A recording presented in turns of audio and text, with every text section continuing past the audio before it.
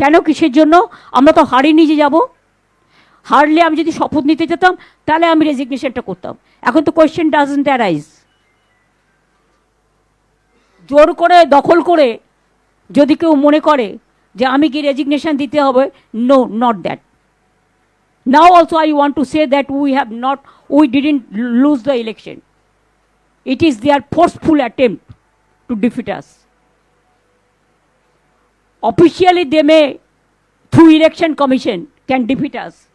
But morally I am telling you that we won the election.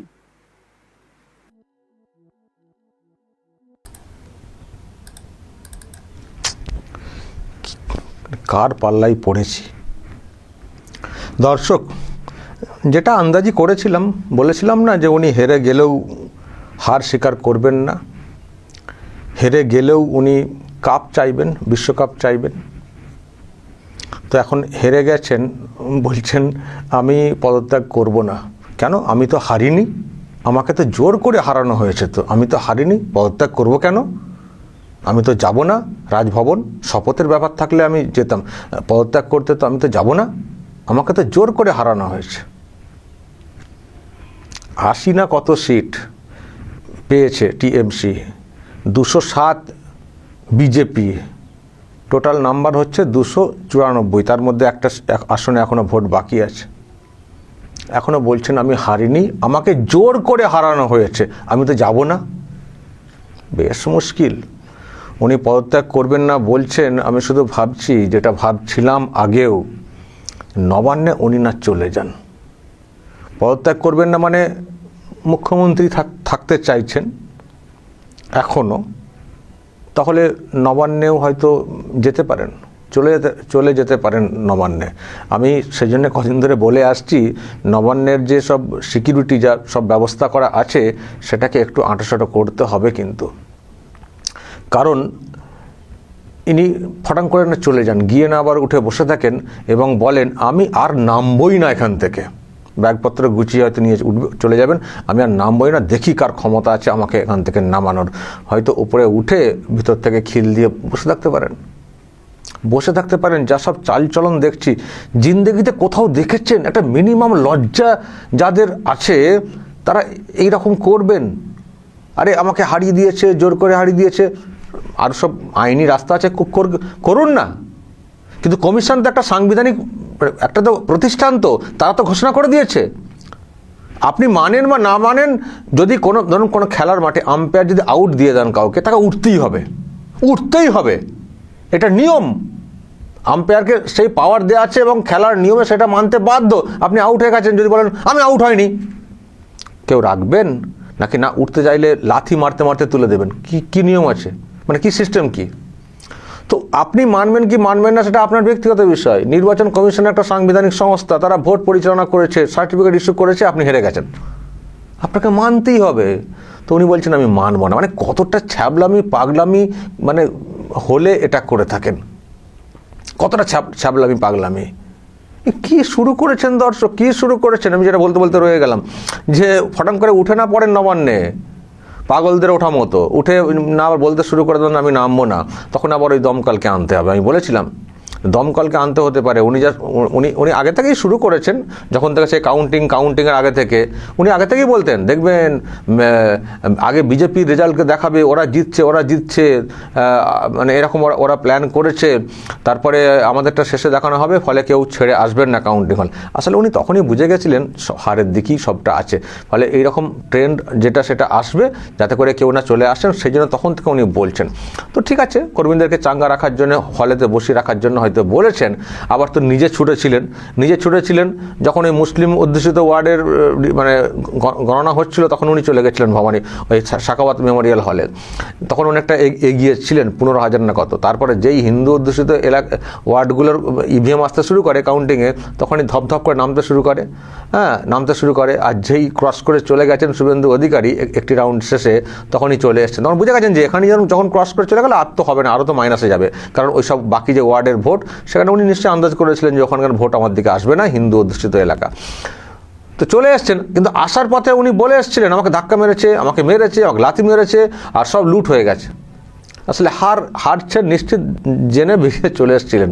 তখনই কালকেই বুঝছিলাম যে মুশকিল আছে পদত্যাগ করানো। আমি কালকে একটা কথা বলেছিলাম যে আপনি পদত্যাগপত্র জমা করতে না গিয়ে আপনি এখানে চলে এসছেন। আর চেহারা যাচ্ছিল, আজকেও সব দেখছেন, সব বাবুরা বসে আছেন, সব চোখ মুখের চেহারা দেখুন দর্শক, সব চোখ মুখের চেহারা দেখুন, মানে কত শোক, যেন সারা রাত কেউ সব পিটিয়েছেন লোকজন আর কি, মানে পিটিয়েছেন বলতে মানে জনতা তার রায়ের মাধ্যমে পিটিয়েছে, যেটা পরিষ্কার দেখতে পাচ্ছেন। মানে সব গায়ে হাতে সব ব্যথা, ওই কোন জায়গায় ব্যথা টাইপের। দেখুন এই চন্দ্রিমা ভট্টাচার্য এক সাইডে দাঁড়িয়ে আছেন, রাতে তো ঘুমাতে পারেনি বুঝতে পারছি, এবং সব চোখ মুখ দেখুন এরা কি করেন। চন্দ্রিমা ভট্টাচার্য, কল্যাণ ব্যানার্জি, অভিষেক ব্যানার্জির হাল দেখুন, মমতা ব্যানার্জিকে দেখছেনই, উনি তো কাজের মাসির মতো অবস্থা হয়ে গেছে। ববি হাকিম দেখুন মুখ চোখের অবস্থা, ডেরে করে বাপরে বাপ, মোদিকেও চ্যালেঞ্জ করেছিলেন, কি বড় লেকচার। আর শোভন দেব নিজেকে বিরাট সৎ জাহির করেন কিন্তু অসৎ দলের সঙ্গে থাকেন। তো এই হচ্ছে এখন অবস্থা দর্শক, এরকম হচ্ছে অবস্থা। তো এখন এরকম বলা হচ্ছে আমি পদত্যাগ করবো না, কি অবস্থা বলুন তো দর্শক। এই নজির, এই ইতিহাস মানে এই ইতিহাস ভাঙা কিন্তু খুব মুশকিল আছে। ওনারা যে রেকর্ডটা তৈরি করছেন, এই রেকর্ড ভাঙা দর্শক মুশকিল আছে। তাই তো বলছি নবান্নে যারা আছেন একটু খেয়াল রাখুন, ফটাং করে না ঢুকে পড়েন। উনি কিন্তু পদত্যাগ করতে চাইছেন না, ফটাং করে না ঢুকে গিয়ে আর ভিতর থেকে খিল দিয়ে বসে থাকেন। সে আবার কেলেঙ্কারি কেস হবে, সেই দমকল দপ্তরকে ডাকতে হবে কাঁচ ভেঙে আনার জন্যে। আর কোথায় নবান্নে আমি জানি না, উনি মনে মনে, আমি এটা বলছি আর কি, চলে যেতে পারেন, কিন্তু আবার এটাও ঠিক চলে যেতে পারেন বলছি, ঢুকে পড়তে পারেন বলছি, কিন্তু নবান্নে আবার আজকে যে আওয়াজটা শুনলাম, যে স্লোগানটা আজকে ওখানে উঠেছে, দেখবেন দর্শক, দেখুন যে স্লোগানটা আজকে ওখানে উঠেছে, দেখুন দর্শক।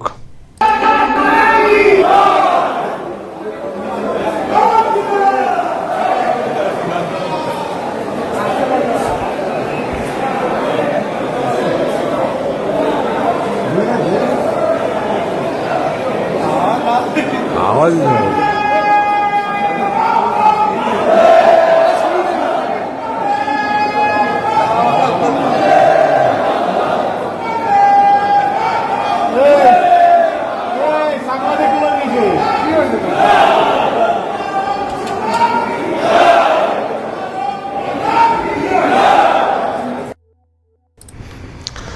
ফলে দর্শক এখন এই যে আওয়াজটা ওখানে উঠছে, এইসব দেখলে আবার হয়তো নাও যেতে পারেন, এইসব দেখলে হয়তো আবার নাও যেতে পারেন, যে যা নবান্নটাও দখল হয়ে গেল, ওখানেও জয় শ্রীরাম, ভারত মাতার জয়, বা এত লোকজন সব দাঁড়িয়ে রয়েছেন এই নতুন সরকারের সমর্থনে, তাহলে কি করে যায়। ফলে এটাও হয়তো ভাবাতে পারে। তো দেখা যাক কি করেন উনি, এখন সেটাই দেখার। পদত্যাগ তো উনি করবেন না বলেছেন, কিন্তু না করলে কি যায় আসে। উনি ভাবছেন পদত্যাগ করবো না মানে কি মুখ্যমন্ত্রী থেকে যাব? এত সহজ, যেখানে কমিশন সার্টিফিকেট ইস্যু করে দিয়েছে। কি হবে এরপর? যেটা হবে, উনি পদত্যাগ না করলে, দেখুন এই যে মন্ত্রিসভা, এই যে নিয়োগ ইত্যাদি হয়, রাজ্যপাল তো করে থাকেন, তো রাজ্যপাল প্লিজড বলে দেখবেন সব কিছু বলা হয়, মানে রাজ্যপাল এগুলো করে থাকেন। তো রাজ্যপাল যদি কাউকে যুক্ত করেন, কাউকে বিয়োগও করতে পারবেন, তার সে ক্ষমতা আছে, এখতিয়ার আছে। উনি যদি পদত্যাগ না করেন, পুরো এটাকে ভেঙে দিয়ে, মন্ত্রিসভা পুরোটাকে ভেঙে দিয়ে উনি নতুন কাউকে দায়িত্ব দিতেই পারেন। যদি যাদেরকে দায়িত্ব দেওয়া হয়েছিল তিনি যদি এসে না বলেন যে আমি দায়িত্বে আছি কি নেই, বা দায়িত্ব নেওয়ার নতুন করে সংখ্যা আছে কি নেই, যদি না বলেন, একটা ডিফাং হয়ে তো পড়ে থাকবে না।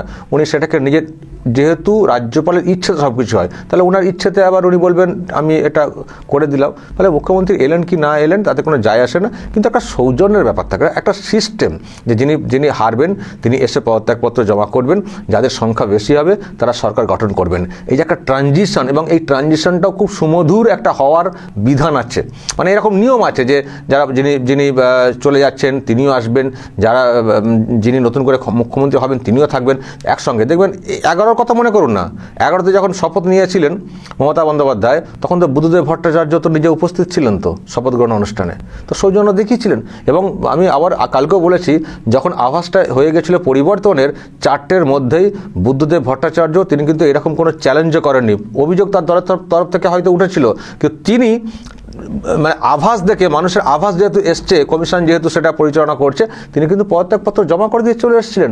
সেটা ছিল ভদ্রতা। আর উনি যেটা করছেন এটাকে চরম একটা অভদ্রতা বলা ছাড়া কিছু না। হেরে ভূত হয়ে গেছেন, গোটা দেশে খবর হয়ে গেছে। উনি বলছেন আমি তো হারিনি, আমি তো পদত্যাগ করবো না। অদ্ভুত। আবার ইন্ডি নিয়ে ভাবেন, আচ্ছা ইন্ডি যারা আছেন তারা এবার এটাকে কি বলবেন? খুব ভালো করছেন আপনাদের এক জোটসঙ্গী শরিক, তিনি যেভাবে বলছেন পদত্যাগ করবো না, এটা মানে এর সঙ্গে আপনারা এখনও সঙ্গী হয়ে থাকবেন, সাথে নিয়ে থাকবেন? মানে এর পাগলামিরও লিমিট আছে, একটা পাগলামিরও একটা লিমিট আছে। হেরে ভূত বলছে পদত্যাগ করবো না। আরে আগেবারে তো নন্দীগ্রামে হেরে গিয়ে মুখ্যমন্ত্রী হয়েছিলেন, দলটা জিতেছিল। এবারও হেরেছেন, দলে হেরে গেছে, তো আপনি মুখ্যমন্ত্রী হবেন কোত্থেকে? পদত্যাগ করবো না, আমাকে হারিয়ে দিয়েছেন। ঠিক আছে, যান। আসলে উনি কোনোদিনই কোনো কিছু মানতে চান না, না কোর্টের বিচার মানেন, না কোনো এমনি সরকারি নিয়ম মানেন, কোনো আইন মানেন। কোর্টের অর্ডারকে অগ্রাহ্য করেছেন, ডিএ মামলা থেকে শুরু করে নিয়োগের কত রকম মামলার অর্ডার এসছে, উনি কিছুদিন মানতেন না, উল্টে কোর্টকে দোষারোপ করতেন।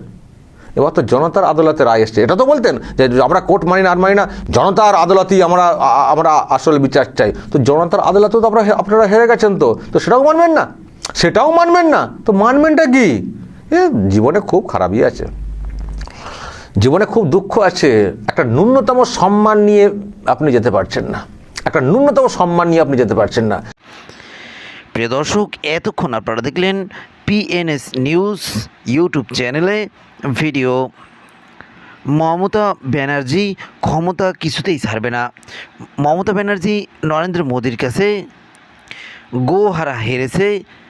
মমতা ব্যানার্জি এখন যেহেতু হেরে গেছে, তার উপর কিন্তু অভিযোগের কোনো শেষ নেই। যদি উনি নির্বাচিত হতেন, নির্বাচনে বিপুল ভোটে জয় হতে পারতেন বা জিততে পারতেন কোনোভাবে কষ্ট করে, তাও কিন্তু মমতা ব্যানার্জির কোনো দোষ ছিল না। দেখতেন প্রত্যেকটি মানুষ মমতা ব্যানার্জির পাও চেটে পরিষ্কার করে দিচ্ছে। কিন্তু এখন কিন্তু যেহেতু মমতা ব্যানার্জি হেরে গেছে, এই মমতা ব্যানার্জিকে প্রত্যেকটি মানুষই কিন্তু আসলে দোষারোপ করার চেষ্টা করছে যে এত বছর মমতা ব্যানার্জি ক্ষমতা থেকেছেন, কিন্তু হিন্দু মুসলিমের যেই মারামারি ছিল সেটি তিনি লাগিয়ে রাখতেন, এমন অভিযোগ কিন্তু সাধারণ মানুষ এখন করতেছেন পশ্চিমবঙ্গের।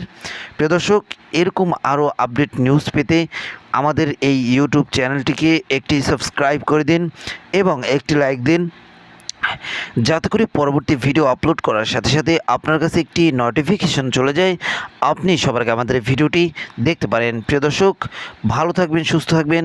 আজকের মতো আমরা এখানেই শেষ করলাম। দেখা হবে নতুন কোনো ভিডিওতে।